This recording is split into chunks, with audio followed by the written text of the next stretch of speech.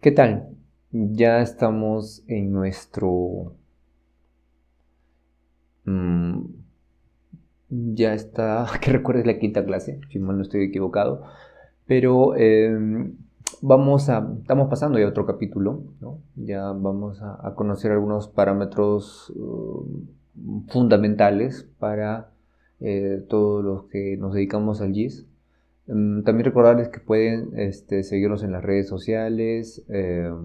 También si tienen consultas pueden hacerlo vía email, ya sea si son estudiantes o son docentes universitarios que deseen pues, tener algún proyecto de investigación, eh, para que puedan hacer sus consultas y nosotros absolverlas, ¿no? También si son consultores ambientales básicamente en las ciencias cartográficas, pues con el mayor de los gustos los atendemos. Entonces vamos a continuar con un tema importante que es el sistema de coordenadas y el sistema de coordenadas geográficas, ¿no? Dentro de este ya capítulo, ¿no? Entonces, ¿qué vamos a tratar hoy? Es acerca del sistema de coordenadas geográficas. Vamos a hablar un poco de lo que es la aproximación de las formas de la Tierra. Vamos a hablar lo siguiente, lo que es un elipsoide, un geoide y un datum, ¿ok? Son cosas bien puntuales que tenemos que tener bien presente, ya sea que si vamos a tomarlo como referencia, o si quisieran profundizar un poco más, vamos a tratar de dejar la cantidad de información necesaria como para, digamos, que tanto los que por primera vez están viendo un curso de este tipo estén satisfechos, y tanto para los que ya hayan visto cursos puedan también estar satisfechos, ¿ok? Entonces, igual, cualquier duda o consulta, con el mayor de los gustos les vamos a absolver. Ok, entonces primero hablemos un poco de la aproximación de la Tierra, ¿no?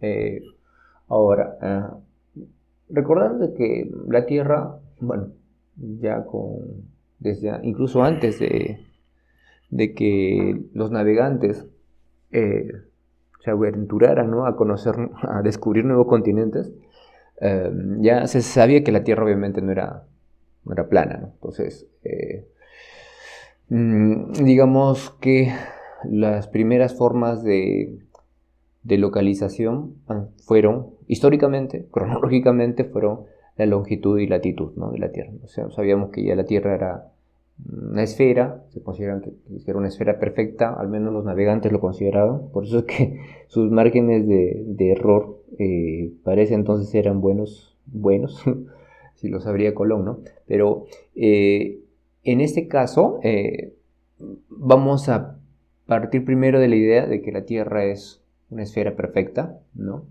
Y que va a tener un centro de gravedad, ¿no? Un centro de origen, ¿no? Entonces, a todas las, digamos,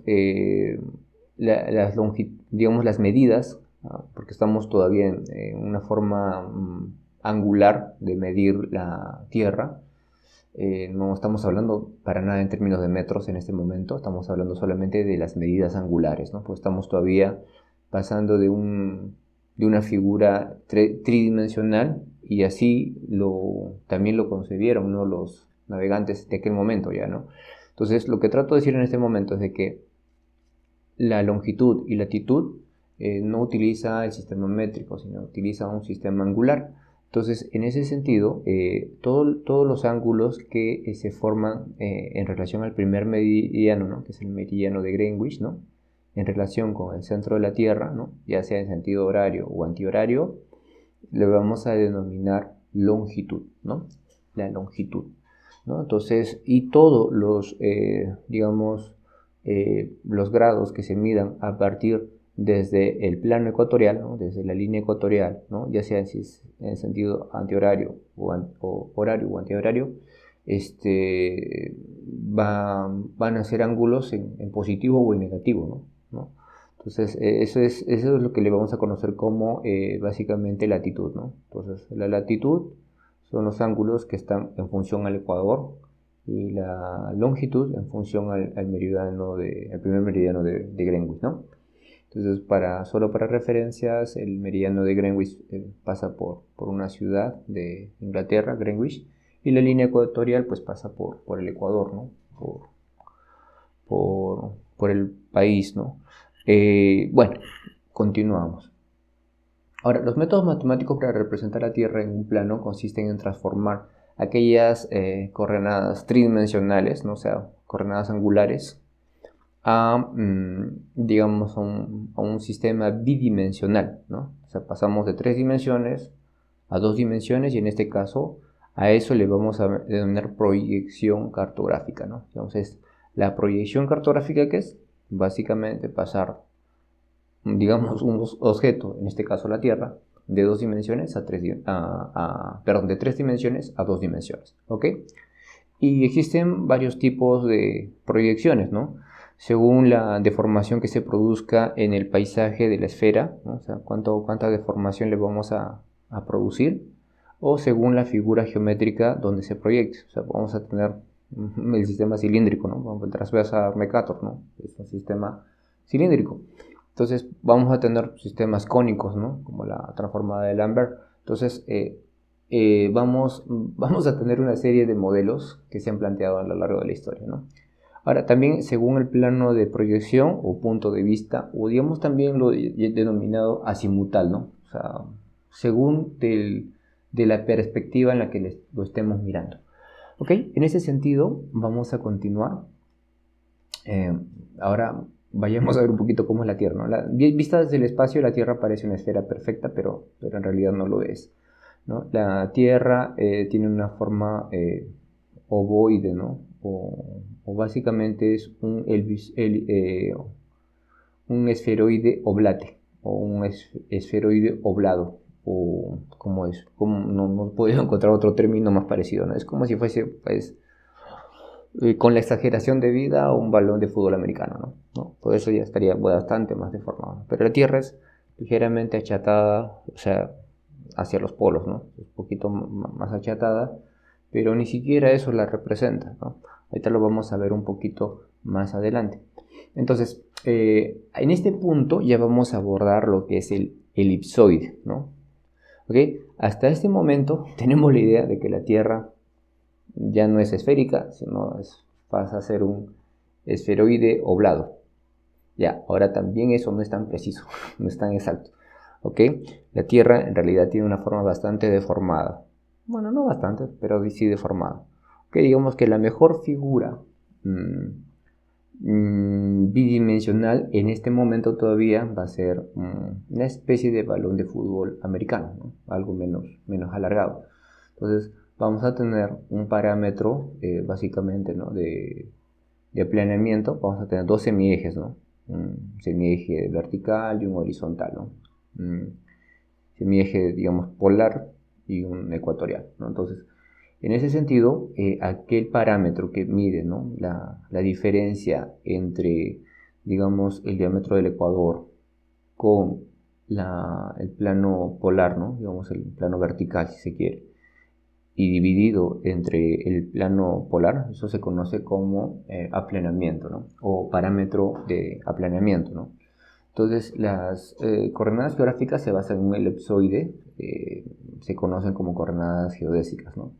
Entonces, obviamente, cuando estamos con un GPS navegador eso no es relevante, ¿no? Porque en realidad vamos a tomar en cuenta el error, ¿no? Cuando estemos pasando con planos que estén a la escala del 25.000, quizás al 10.000, no, quizás que menos, ¿no? Cuando ya estemos a nivel catastral es donde tenemos que ya tomar en cuenta parámetros geodésicos, ¿no? Donde ya tenemos que tener precisiones que sean inferiores no sé, o sea, lo que miden los GPS geodésicos, ¿no? Que son milímetros, ¿no? O si tenemos que tener precisiones centimétricas, ¿no? Los navegadores tienen errores, navegadores como equipos, ¿no? Son 5 o 10 metros de error. ¿no? Entonces, hasta si solamente queremos saber por dónde estamos caminando, no es importante conocer los parámetros geodésicos de la Tierra. Pero sí estamos trabajando con planos catastrales, ¿no? Tenemos un sistema que digamos que amarrar, como solemos decir, o poder sujetar muy bien nuestros planos con la red geodésica de nuestro país. Entonces sí tenemos que tomar en cuenta esos parámetros geodésicos, ¿no? Y tenemos que contratar un geodesta, ¿no? Para realizar la colocación de estos puntos geodésicos. Pero bueno, quizás un poquito que me he extendido, pero esta es la idea. Ahora, vayamos a que siempre la Tierra está rotando, ¿no? Rota, ¿no? Entonces, el elipsoide en realidad va a ser un elipsoide oblado en rotación, ¿no? Entonces, vamos a tener en cuenta de que la matemática tiene que ser una matemática tridimensional en revolución. Entonces, para esto, si mal no recuerdo, existe el cálculo integral para ver este tipo de matemática, ¿no? No, tampoco yo tengo tanta especialidad en eso, pero es lo que les puedo mencionar. Entonces, ahora, de pasar a esto, ¿no? A una figura bidimensional, a una figura tridimensional que encima está rotando, entonces lo que tenemos que ir adoptando otros términos que los voy a mencionar ahorita. Es el datum, ¿no? El datum no es más que un punto de coincidencia en un plano, ¿no? Bidimensionalmente se ve de esta manera, ¿no? Es el punto de coincidencia entre el geoide y el elipsoide, ¿no? El geoide es la mejor figura hipotética de la forma de la Tierra, ¿no? La mejor forma, algunos le dicen la forma real, pero eso no creo que exista, ¿no? Pero es, digamos, la mejor aproximación de la forma real de la Tierra, es el geoide. Y el elipsoide es el modelo matemático que nos va a permitir transformar coordenadas que son en realidad tridimensionales en revolución hacia un sistema plano que no tiene movimiento, ¿no? Entonces, si me dejo explicar, ¿no? Este geoide es el punto tangencial o de coincidencia, que también tiene sus márgenes de error, entre la superficie real de la Tierra y su representación, que es una figura hipotética geoide, y el modelo matemático que representa ese modelo. A este punto donde existen esas coincidencias se le considera el datum, ¿no? Donde están coincidiendo la figura imaginativa, ¿no? Que es el geoide con el elipsoide. Eso se conoce como datum, ¿no? Entonces, dicho esto, espero haberme dejado explicar. El datum es el punto tangencial, el punto en donde coinciden el geoide, ¿no? Que es la forma ideal de la Tierra, si se quiere, el elipsoide, que es el modelo matemático que vamos a utilizar para pasar de coordenadas tridimensionales a coordenadas bidimensionales, ¿no? Eso se conoce como datum, ¿ok? Entonces, y recordar también de que el geoide, ya lo vamos a ver más adelante, que es el geoide propiamente dicho, pero es básicamente la superficie de la Tierra libre del océano, ¿no?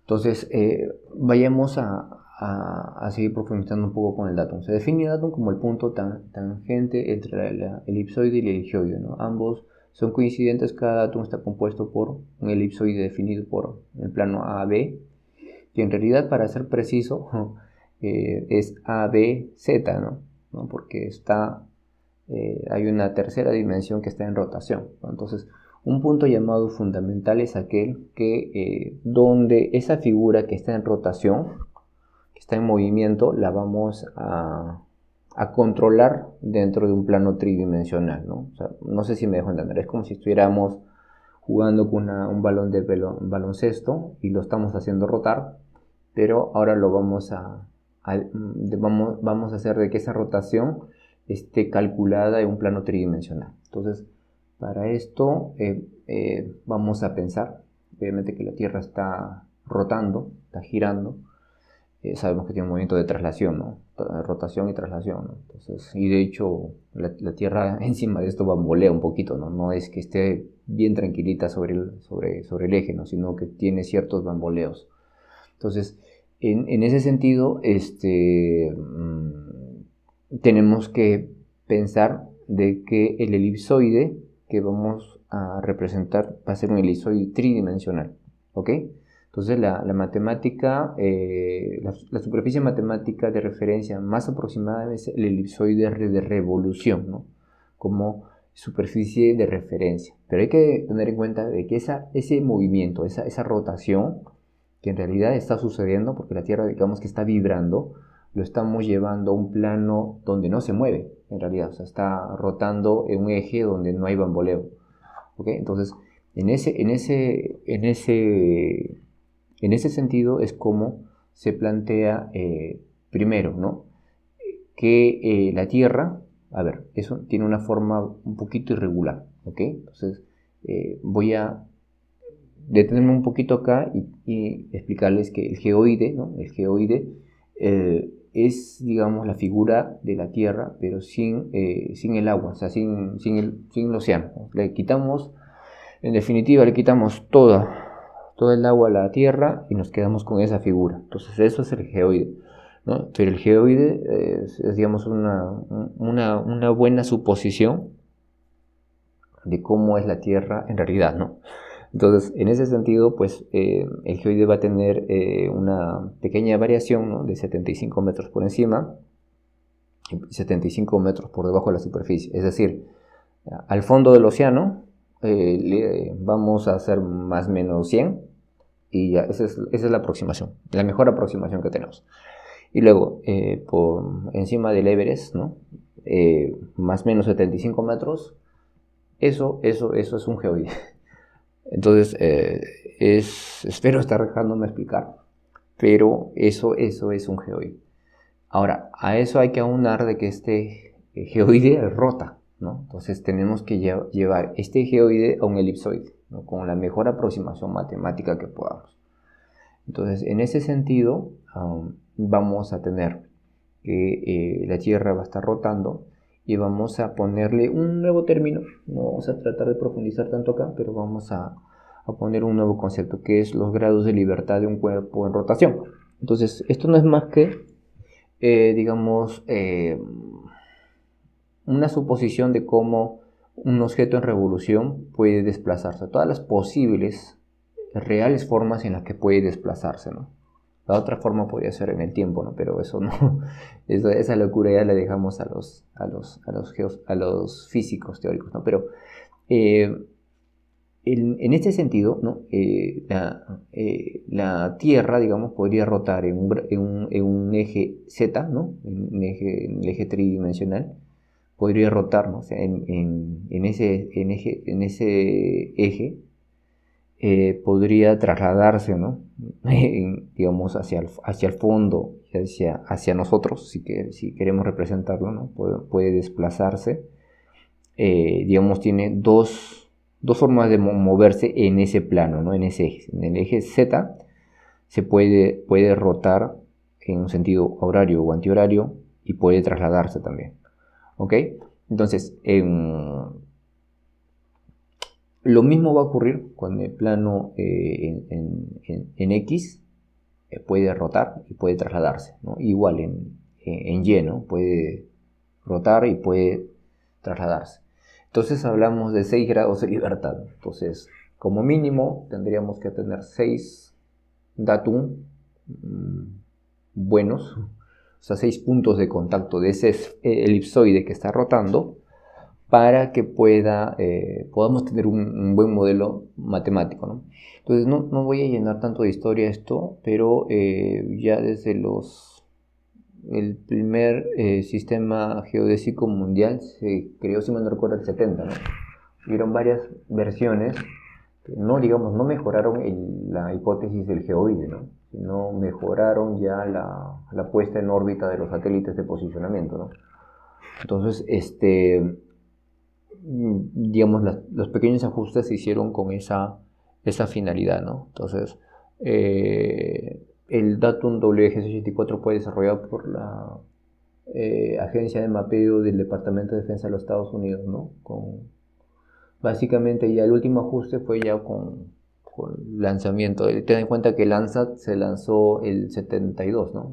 La primera misión. Entonces ya la primera red de satélites de posicionamiento global se lanzó en la década de los 90, ¿no? Y tuvo uso militar, ¿no? Con la operación Tormenta del Desierto, ¿no? Básicamente para posicionamiento. Entonces hubieron supongo, bastantes horas hombre matemática para poder llegar a ese dato, ¿no? Entonces, este sistema constituye un sistema geocéntrico, ¿no? O sea, ponemos un centro gravitacional en la Tierra para tener el mejor modelo gravitacional que pueda, digamos, tener la mejor representación entre el elipsoide de revolución con el modelo gravitacional del geoide, ¿no? No sé si, espero haberme dejado entender, pero es esta forma, la hacemos rotar y matemáticamente no vamos a tener una solución posible para poder pasar de esa figura que es tridimensional que está rotando, que es bastante irregular, para pasarlo a un plano bidimensional. Entonces, ¿qué tenemos que hacer? Tenemos que pasarlo a un elipsoide, pero tomando en cuenta estos parámetros, ¿no? Que la Tierra va a tener 6 grados de libertad para situarlo dentro de esa caja tridimensional, ¿no? O un cubo tridimensional, más bien dicho, ¿no? Pero no, en ese cubo no vamos a meter un cubo, sino una esfera de rotación, ¿no? Entonces, que en este caso es la Tierra. Entonces, con esperanza de haberme dejado de explicar bien, continuamos, ¿no? Entonces, los parámetros geodésicos del datum más utilizado, que es el WG64, digamos, es el estándar mundial, ¿no? Va a tener estos siguientes parámetros, ¿no? Va a tener el semieje mayor van a ser 6.378.137 metros, ¿no? Y igual, ¿no? El semieje menor también tiene, bueno, esos números. Y el factor de achatamiento es ese, ¿no? Entonces ese es el factor. Y bueno, todos el resto de parámetros geodésicos ya los podemos ver ahí, ¿no? El coeficiente de forma dinámica, la velocidad angular, ¿no? Y básicamente eso es el datum WG64, ¿no? Entonces, básicamente en las redes geodésicas, ¿no? Vamos a tener que tener tanta precisión, ¿no? Pero en sí, digamos, la incertidumbre, o sea, el margen del más menos es de 0,005 segundos, ¿no? O sea, no es mucha la diferencia, tanto en horizontal como en vertical, ¿no? También comentar, ¿no? Que los márgenes de errores cuando trabajamos con coordenadas absolutas, ¿no? X, Y, Z, ¿no? Yo supongo que más que nada para proyectos de ingeniería se necesita tener ese nivel de precisión horizontal y vertical, ¿no? Pero ese es el nivel de error de los mejores modelos matemáticos, ¿no? El resto, ya cuando se desee trabajar obras de ingeniería a gran escala, ¿no? Como el caso de canales, ¿no? Canales básicamente, hasta donde tengo entendido, o túneles, ahí tenemos que ir a parámetros geodésicos. Pero el resto, solamente usamos la red geodésica cuando trabajemos con planos catastrales.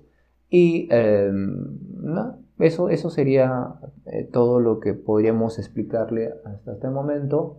No deseamos también agotarlos con clases muy, muy extendidas, sino tratar de hacer el mejor esfuerzo por dejarnos explicar. Ok, entonces existen otros datum, ¿no? El PESA 56, ¿no? Datum provisional del 56. Existen otros sistemas. Y bueno, creo que ya eso lo vamos a dejar ya para las clases donde veamos cómo la Tierra, digamos las figuras planas, ya figuras planas, las proyecciones cartográficas, cómo se pueden representar la Tierra, ¿no? Con sus ventajas y desventajas de cada uno. ¿Ok? Entonces, nos vemos en la siguiente clase. Chao.